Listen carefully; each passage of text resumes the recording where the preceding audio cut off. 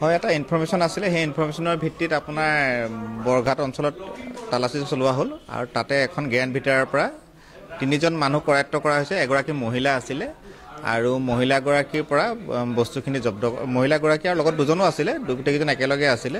তাৰ মহিলাগৰাকী বুৰ্খা পৰিহিত মহিলা আছিলে। তেওঁৰ বডিৰ পৰা 13 বক্স জব্দ কৰা হৈছে। তেওঁলোক শিলচৰৰ পৰা লখিমপুৰ গৈ আছিলে। হয়, 2জন ব্যক্তি আছিলে আৰু কৰা হৈছে। আশ্ৰাফুল আৰু এজন নাম আছিলে, মহিলাগৰাকী মই খালেদা নে কিবা তেনেকুৱা নাম আছে। এতিয়া সদৰ থানালৈ অনা হ'ল। 3 grams with suitcase and without suitcase 149 grams. Approximately 7 lakhs.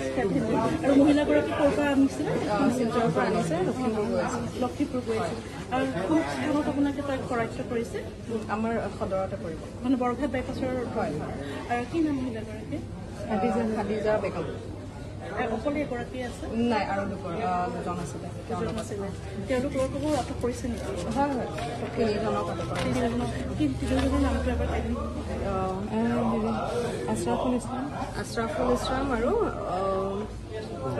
Rafiqul Islam. 3জন।